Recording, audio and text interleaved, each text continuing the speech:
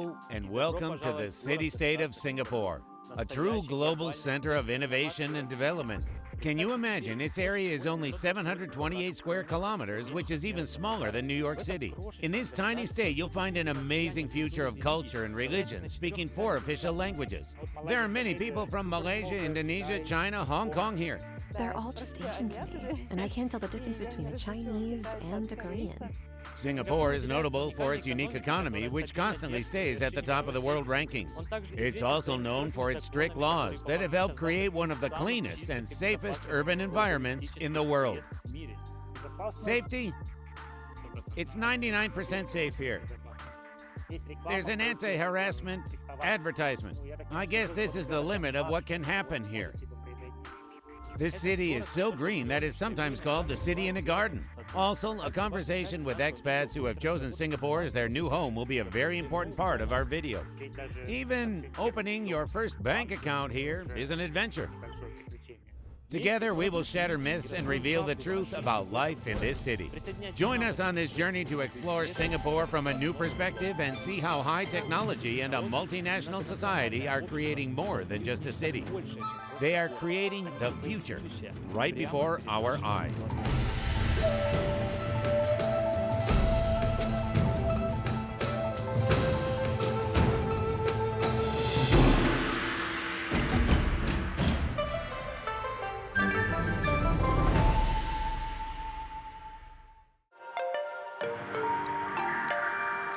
Okay, we're on Singapore. I'd like to introduce Andrey to you. Originally, he's from the Altai region, but he's lived and developed his career in Moscow for about 20 years. Since 2012, he's been working in a company producing medical products. He's grown from the level of an ordinary engineer to a manager in Singapore. Now he's happy and ready to share his experience of living here. And this is Diana. In 2022, she and her husband decided to live and work abroad. After overcoming many challenges, Diana's husband got a work visa to Singapore and a position as a programmer in an international company. In December, they had already moved into their new home. Currently, Diana is working here as a freelancer, and her husband is building a career as a programmer. I don't think Singapore is a long-term country where you want to stay and raise your kids. It's actually a country for the rich, for work. That is, everything is fine as long as you work, as long as you have money. It's a very comfortable place, very convenient. Public transportation works perfectly well. But if you don't work, I don't know. Medicine is expensive, and there are no official pension programs. They have compulsory accumulation in the pension fund. That is, if you are a Singaporean or a permanent resident, your employer is obliged to make payments for you, and you're obliged to give part of your salary to a special pension fund. But it works in such a way that in the future, you get as much as you manage to accumulate, and you can spend part of it in case of any medical emergencies. Well, I don't know. For example, if you get cancer, in that case, you will have to spend all the money from this fund because there's no free public medicine. That's why people buy health insurance. You can't survive here without health insurance. There's no free medicine here. There are certain hospitals that you can go to, and then your insurance covers it. So you can get free medical examinations. Medicine in Singapore offers high quality and accessibility for most citizens. Singapore is one of the leaders in medical tourism due to its modern medical facilities, experienced professionals, and advanced technologies. Prices for medical services in Singapore can be very high, but the quality of provided services is worth the cost. I don't really like the way it works here, at least our corporate voluntary health insurance. It can't even be considered voluntary health insurance in a normal sense. It covers hospitalizations pretty well, but it doesn't cover any ordinary appointments with doctors. And if I think back to how many times I visited doctors in Moscow over the last 10 years, I've had one hospitalization and a lot of ordinary appointments. There are certain hospitals that you can go to and they'll automatically charge you. But the problem is I had one appointment with a doctor last year And the problem is, the moment I saw my billing record, how much it cost me, I was shocked. I saw an ophthalmologist for 600 or 700 Singaporean dollars or something like that. They did a lot of different procedures, checked a lot of different things. Eye fundus and everything else. There were a lot of different tools, and they prescribed all kinds of eye drops, gave me medicine and everything else. Because here, doctors also sell you medicine right away. You can't buy it in a pharmacy. You have to go to a doctor and get a prescription, and the doctor will sell it to you right away. What's your insurance limit? 2,500 Singapore dollars a year. Is it enough? Because of this appointment, I spent everything I had, and my account even went negative, just because I didn't expect it to be so expensive. I went to JB with a colleague. By the way, I traveled to JB to buy medicines because it's cheaper in Malaysia, and it's much easier to buy medicines there without all these unnecessary restrictions. There's a certain list of drugs that are prohibited in Singapore, but basically it's all psychoactive substances and so on. They're very serious about it, and even some common antipsychotic substances and other things can be on this list. So, even if you have some prescribed drugs that you want to enter the country with, it's better to check anyway, just in case, because the laws on drugs are very strict. Of course, the death penalty is not applied for such minor offenses, but if you bring in 20 kilograms of cocaine, then it's possible.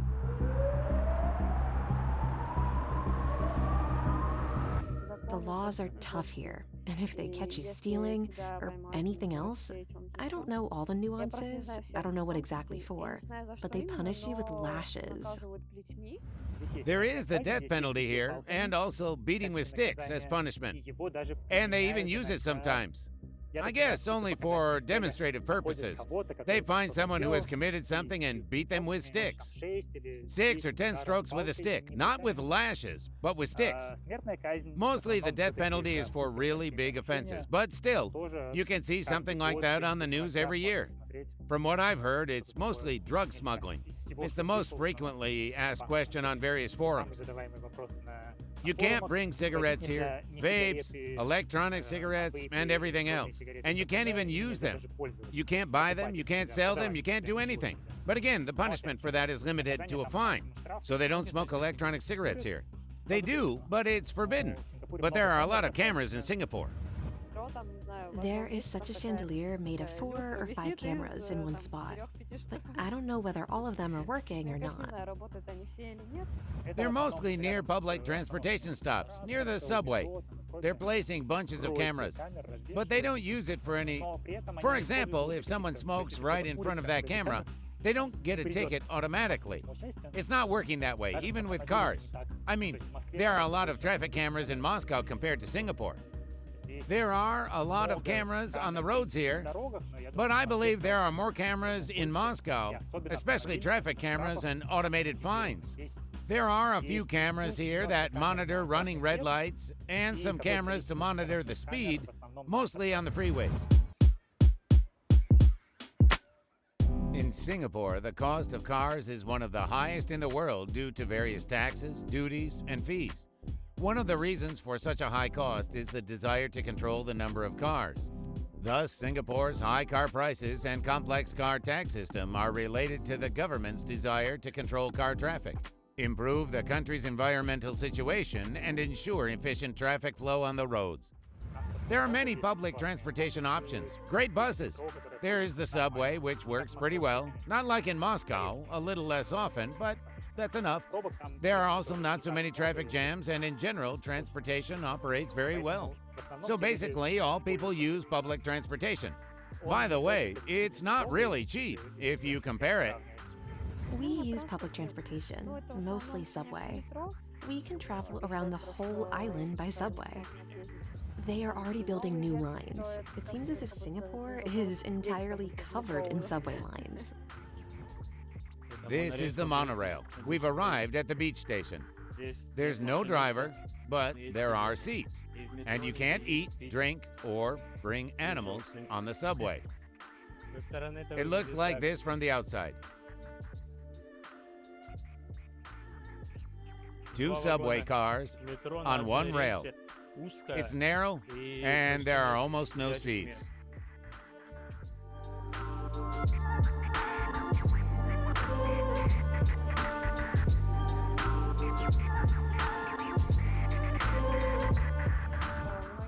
lot of people ride bicycles and scooters. My husband wanted a bicycle too, but he doesn't want to, let's say, come to the office covered in sweat and then immediately want to go home. Here, anything more than a 2-minute walk is considered far. For example, it takes me 8 minutes to walk from home to the subway. For Singapore, that's far. If you talk to Singaporeans, walking for them it's a no-no. Well, you can take the bus. They'd rather take a bus and ride 3 stops around like that instead of walking for 8 minutes. Well, they don't like the sun. They don't like to sweat. Even if they are in shorts and t-shirts, they just don't like walking anyway. However, they like hiking and other activities. A lot of people are jogging, a lot of people biking. But they don't like to walk, like from work or to work. That's what they really don't like. I actually understand them because it's very hard to walk here. When I arrived here, it was a tropical downpour, and it was dark outside because the rain was too heavy. And I thought, how can I even do anything in such a downpour? I mean, you can go for a walk or something, but how do you get out of the house? Because it's pouring all the time. My first thought was like, is it okay not to go to work if it's raining? At work, they don't really monitor visiting the office. Basically, it's not necessary. You can work from home. It's a good reason. If it's too wet, you can stay home and work from home. Friends, we try very hard to provide the most objective and constructive view of Singapore. And if we succeeded, please subscribe to the channel, like this video, and write a comment. Watch this episode till the end to get a comprehensive view of this country. The biggest problem here is buying a car. I don't even think about it. Because to buy a car, you have to buy a car permit. And you can buy a car permit at an auction. So they can't tell the exact cost because it's an auction. Every month, they offer a certain number of permits for sale. It's called COE here, to buy cars. And it's the same thing with buying motorcycles. The purpose of it all is to make sure that Singapore doesn't have more cars than they can handle. So if you drive the roads here, you'll see some minor traffic jams, but it's nothing like traffic jams in any other region here, like in Malaysia, Kuala Lumpur, or Jakarta. There's an incredible amount of traffic jams there. Here, nothing of that happens. Only rich people have a car. Really? In order to get a car permit, you have to pay $100,000. Do you mean in local Singapore dollars? Local dollars, yeah. Also, I guess you have to retake the exam to get a local driving license. The price is not fixed. It varies. Sometimes it's slightly lower, sometimes it's higher. But now it's about $100,000. And it's a permit for 10 years, not for life. And that's before you've even started buying a car. It's to own a car. So, every car is required to have a permit. It expires after 10 years, and that's it. You can't drive that car anymore. After 10 years, you have to buy the permit again, according to the current market price. So, for example, a lot of Singaporeans have a car. Almost all Singaporeans have a car because they bought it a long time ago. For example, 10 years ago, it cost $30,000. 20 years ago, it cost around $5,000 to $7,000. So the price is constantly rising. And it's certainly more and more expensive. It's not even the price of the car. Even if you keep the same car, you have to buy another permit. It's a license to buy a car. Not even to buy, but to own. Yes, to own. Even if you already have a car, you still have to buy that permit again after 10 years. I believe you can't renew it a second time, or you can renew it for 5 years. And after that, you have to dispose of your car and buy a new one with a proper 10-year COE. That is, you have to pay $100,000 just to own a car, plus taxes, all sorts of duties. And so the cheapest car here is twice as expensive as, for example, in Malaysia, due to taxes. Or maybe 3 times more expensive. just because they charge duties, taxes, and everything else. So to get a car, let's say Deo Matiz, or any small simple car, you have to pay about $150,000. And, for example, if you invest $180,000, like $30,000 more, you can buy a normal car. Basically, that's why you don't see any bad cars here. You don't see any simple, cheap cars here, just because nobody wants to buy it for $150,000. As you have already realized, this is a city with a high standard of living and high prices. Here, newcomers are treated with hospitality and respect, but it will take a lot of time and effort to adapt. Everything's very different here, probably because Asia is different. If you see an Asian in Moscow, you are surprised. But here it is the other way around. We look like white crows because we are different. People are not surprised downtown because there are a lot of Europeans there. But if you go any farther away, there are elderly people sitting in food courts. When they see you, they stare at you. They look at you as if you are an alien.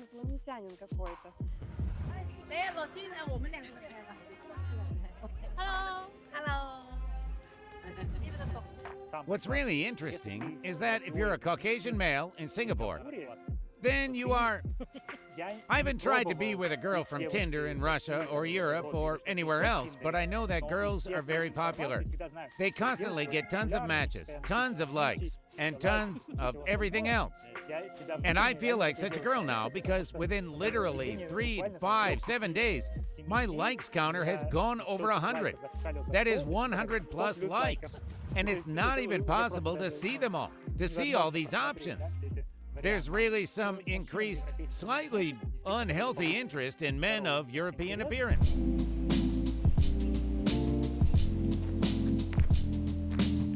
Tell me about this place. Where are we? You suggested us to come here. It's the 50th floor of some building. Yeah, it's the 50th floor of a building called Pinnacle Duxton. And this is Singapore's most famous HDB. Singapore's most flashy and cool HDB. HDB is a government-owned structure built by the Housing Board Development. It stands for HDB. So, it's a government company that orders all these buildings and the contractors are building them.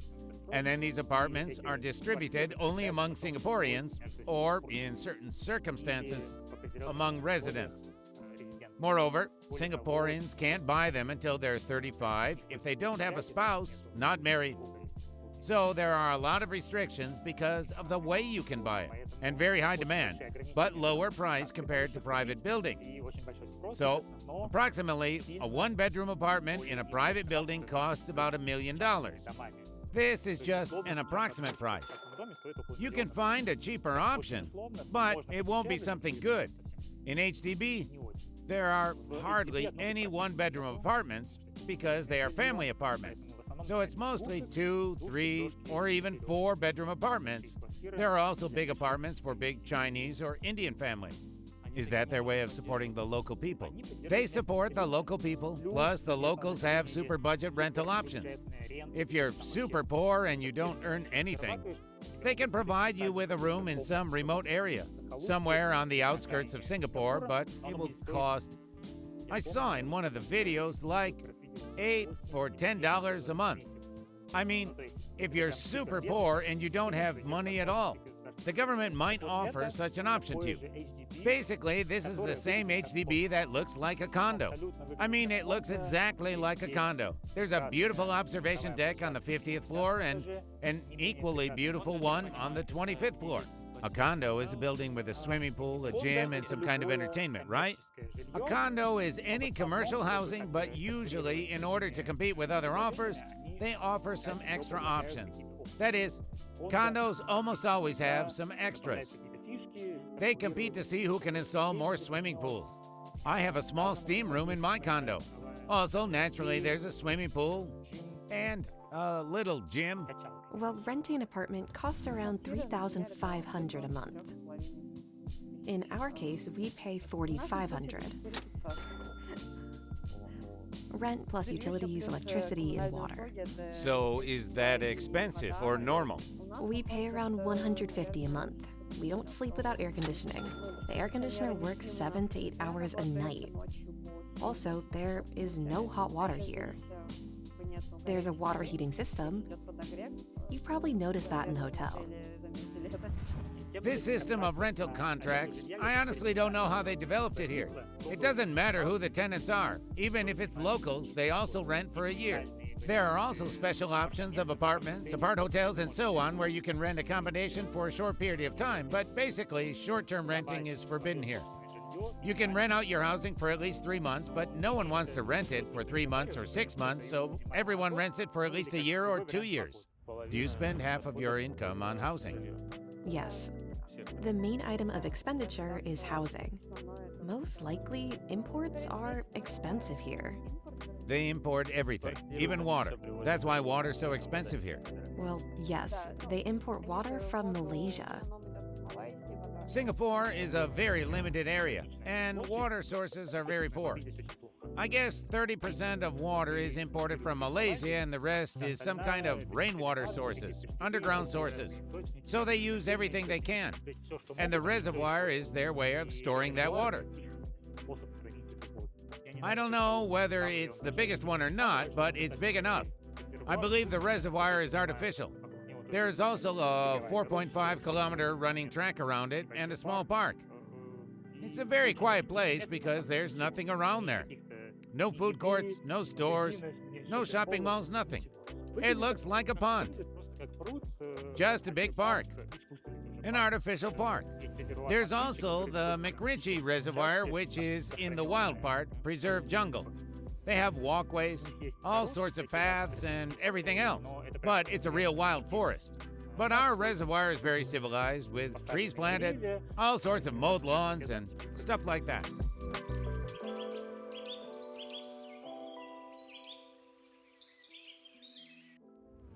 Do people mostly work here the same way you do? Expats or relocants?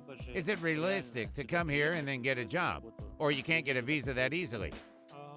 You have to find a job first and then come here. That is, there are no other options, because the card issuance starts only when you already have an offer. And this is something that your employer does. You can't even do it yourself. So there are no other options here at all. People here are either working or locals or tourists, or those who have a lot of money. Basically, if you have a lot of money, you can get all sorts of investment visas.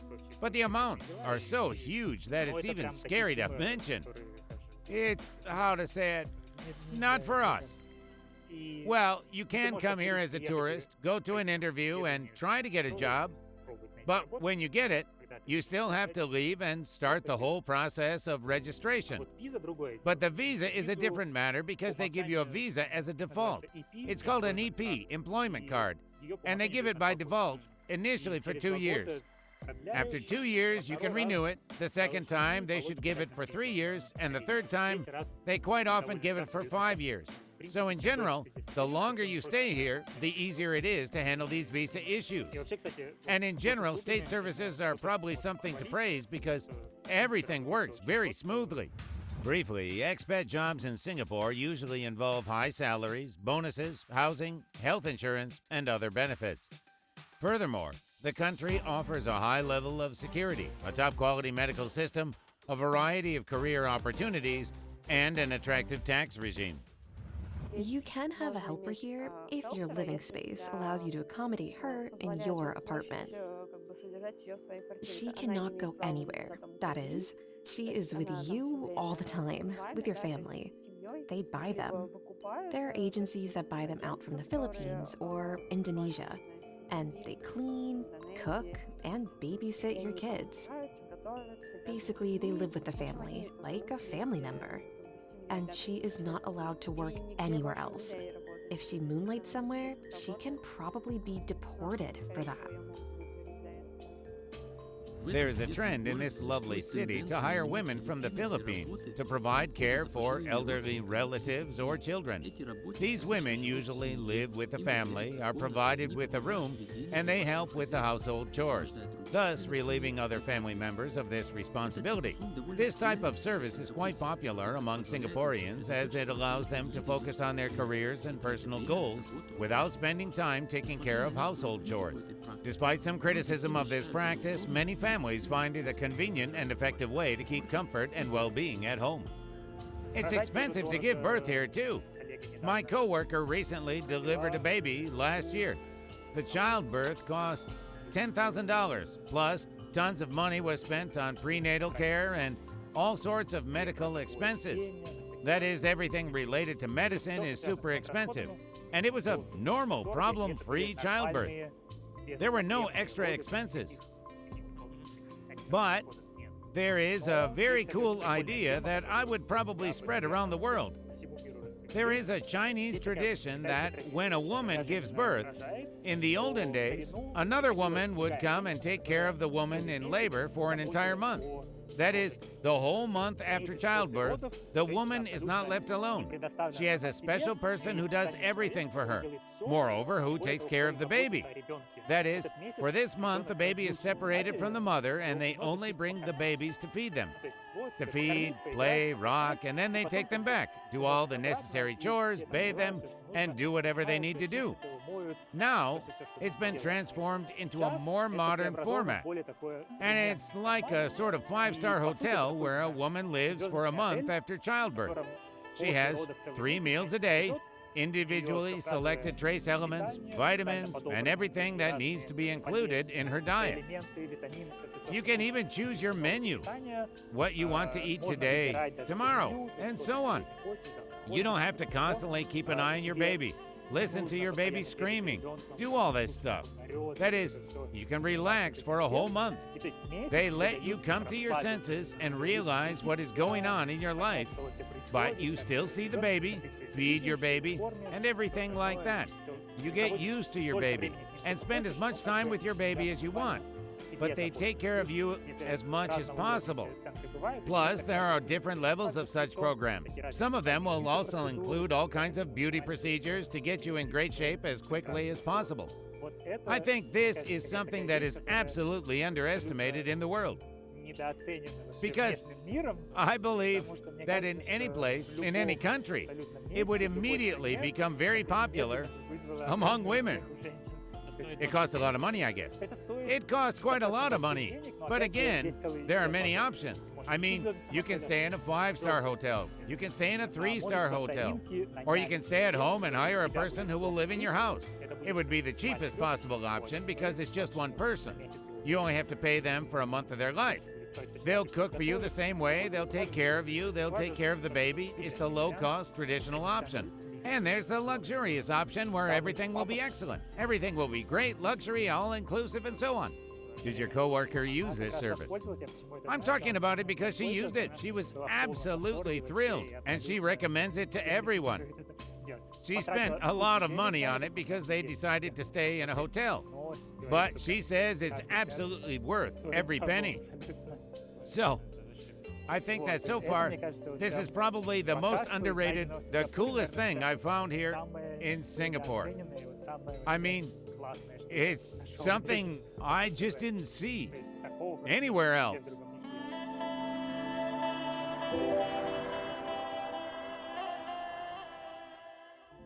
Okay, about family. If you start a family here, do you get any benefits? You don't get citizenship, I guess. No. Moreover, here they don't give citizenship based on place of birth. That is, the baby doesn't get citizenship. The baby will be given standard citizenship from their parents. If the parent is Singaporean, then the baby will be Singaporean too. There are many problems with children. Again, if you are an expat. It's good that I don't have children because with children, I would have a lot more expenses. I mean, school and daycare. That costs about $2,000 a month on top of everything else, plus all the other typical kids' expenses.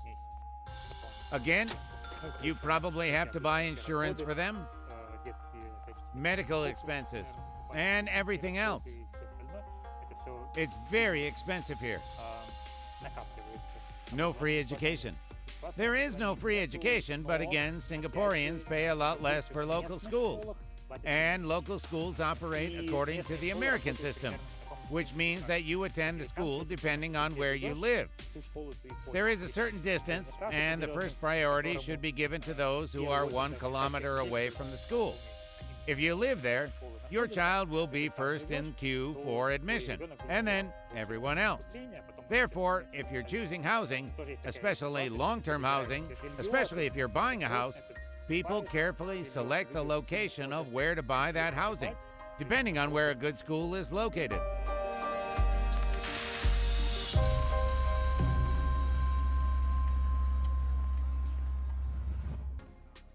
The procedure for getting permanent residency or citizenship here is very complicated. It is very non-public and completely non-transparent. Nobody knows what's going on there. This is a very big problem because those people who want to stay here for a longer time, there are certain benefits in permanent residency.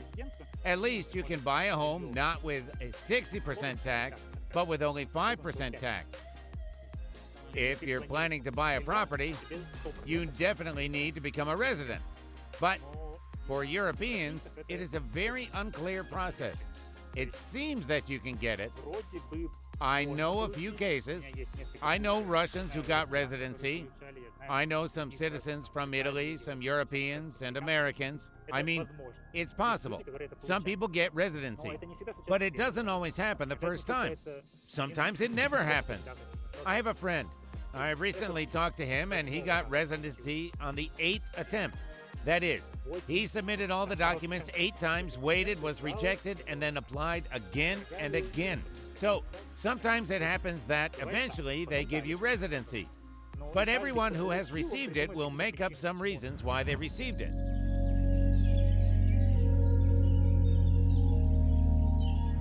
Tell me about the attitude towards Russians. There are more Asians here.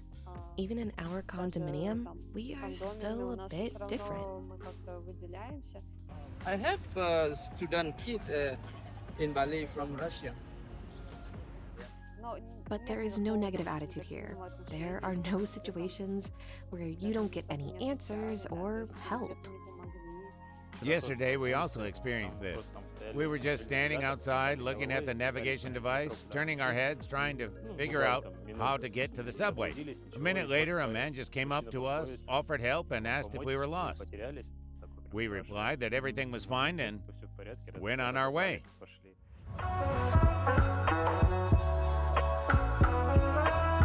What other difficulties do you remember? The food was probably also a problem. At first, we would accidentally get something very spicy, and we forgot to tell them we needed no spicy options. But apparently, you should say no chili, not no spicy, because they add chili, so they can remove the pepper, but still add the chili. Or you ask them in the cafeteria, is that spicy?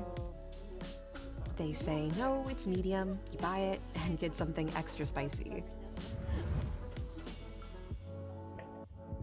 Oh, cherry, right? No, it's some kind of apple. Something strange. Should we try it?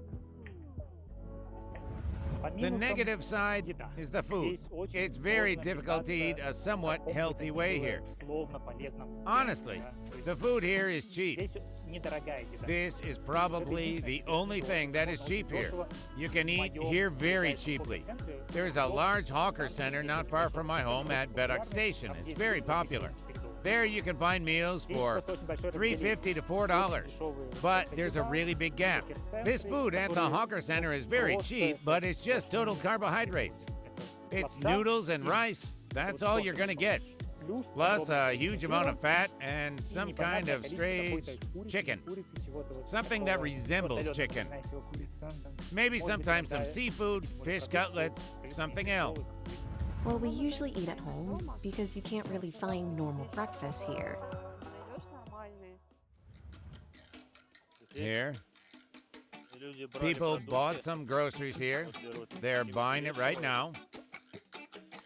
They weigh the ingredients and make some soup or some other meals out of it. We're in some food court. And we got traditional Singaporean soup called laksa. Also Peking duck, rice, and some Chinese pork dumplings. He's watching a Chinese movie. Okay, where do we start? Laksa? They make the broth separately and then add some pasta, shrimp, and pieces of something. Tofu.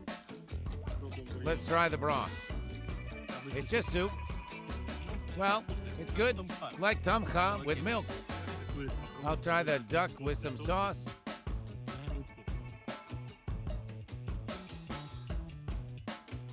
The sauce is very spicy. It's a little too bland, but it's good. Bon appetit to those who are eating something. If you want European food, the price skyrockets.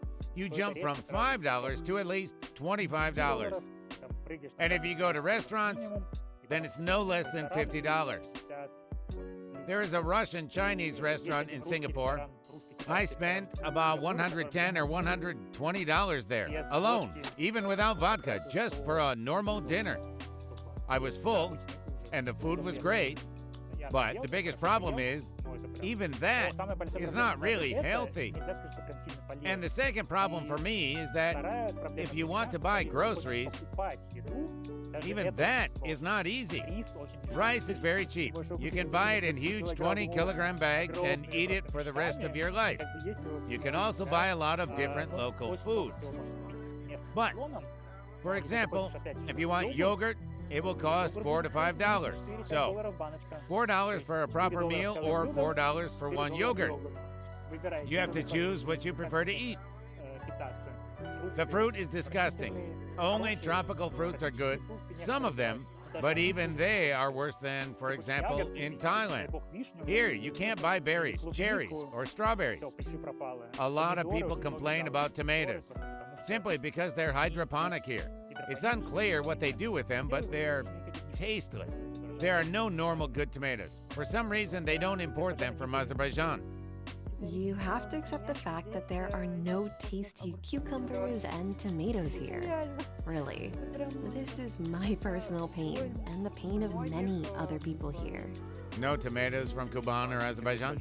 No such juicy, delicious tomatoes. That's really true. That's what I really miss.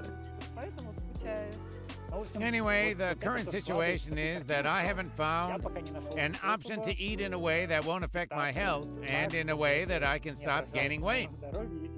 Because since I arrived here, I keep gaining weight with varying success. Can you point out any pros and cons of Singapore? The pros are first and foremost the weather. It can be considered both a pro and a con, but for me, it's an advantage. There are no temperature fluctuations at all. Basically, it's the same all the time. But it is hard for some people. They get very tired, bored, and so on. Difficulties with the climate. I have a chronic cough here, which I have had since probably last year. It's fine for me. It's the same all the time. I don't have to buy any clothes except t-shirts and shorts. I mean, it's super comfortable. The local people are nice. You don't have to look for tricks. You feel comfortable here. You don't feel any negativity, etc. No one looks askance at you. Unless they are really surprised when they see you. The second advantage is that it is a very good city to work in. Decent salaries according to the market. Normal working conditions. You can't buy an apartment here, you can't buy a car here, well, or you don't want to or don't need to, but here you can earn money, go back to Moscow and buy an apartment or a car there. It's quite a good option because there are good investment options here. There's no income tax. So, if you invest here, if you invest in the Singapore market, you don't pay any kind of tax at all. It's hard to find a good company to work for here.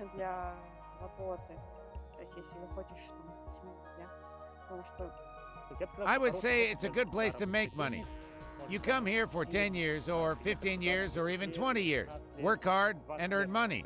And I'm sure after that, you can leave for Thailand on a lifetime pension. I think it's a quite a good option for retirement. The second thing is probably safety. You can feel the contrast when you are traveling to other countries. As for the general routine safety, it's very important for the girls, and this is a country that I can recommend to any friends or acquaintances who come here. It doesn't matter where they come from and what kind of clothes they wear. They can walk drunk after a party.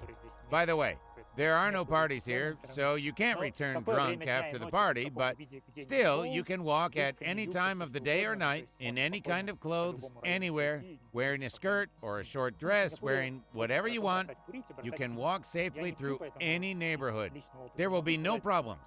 I think Singapore is a very good place to quit smoking and drinking. I don't drink, so I can't talk about my personal experience, but it saves me a significant portion of my income. If you go out somewhere, any cocktails, drinks, especially wine, are very expensive because everything is imported here. It's super green here. That was my first impression when I came out of the airport. When you drive from the airport, you immediately notice that the whole city is surrounded by greenery. It's a conscious effort of the Singaporean authorities to preserve the parks, to plant all sorts of trees. All the buildings are also trying to add some elements of greenery. For example, there's a building behind us that is entirely covered in greenery. Singapore feels much more natural in this respect. I like it much better because of all the plants. I guess another negative part is the local fauna. I'm talking about mosquitoes, cockroaches, and everything else. Iguanas that crawl into your apartment. On the 15th floor?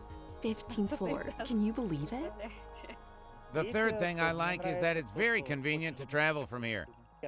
It's very convenient to travel by air from here. There are direct flights from Singapore to almost any country in this region. It's one of my goals to visit all the countries in this region while I'm working here. Overall, there is a reverse side in Russia. We are used to fast service, Yandex deliveries and so on, but there's no such thing here. That is, if you order a delivery, it will only be delivered the next day, and not even in the morning, but maybe in the evening. Really, no delivery? No fast delivery. Well, I mean, if you order a ready-to-eat meal, they'll bring it to you in an hour, or in 20 minutes, but there's no quick grocery delivery. You can't buy a car. You can't buy an apartment, so all expats live like me, almost without any rights. But there are interesting exceptions. We have several cases of colleagues who have stayed in Singapore for a long time. I'm talking about it because I'm not going to try and stay in Singapore for a long time because I don't want to deal with all these long-term problems. I have several colleagues who also initially came to work in Singapore for a year or two, but ended up staying here for 10 to 15 years. Mainly it was because they found local wives. And that changed their whole strategy, all their plans for the future, because after that, they had to stay. And then they had children and everything else. So eventually, they ended up tied to this country. So never say never. Anything can happen.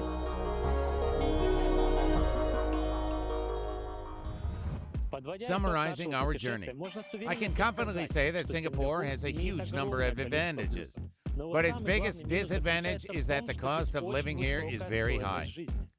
One of the main features of Singapore is its culture and strict laws that maintain law and order in any place in the city. And this place can be the most profitable for expats and entrepreneurs. And here's why. Singapore is one of the largest financial centers in the world.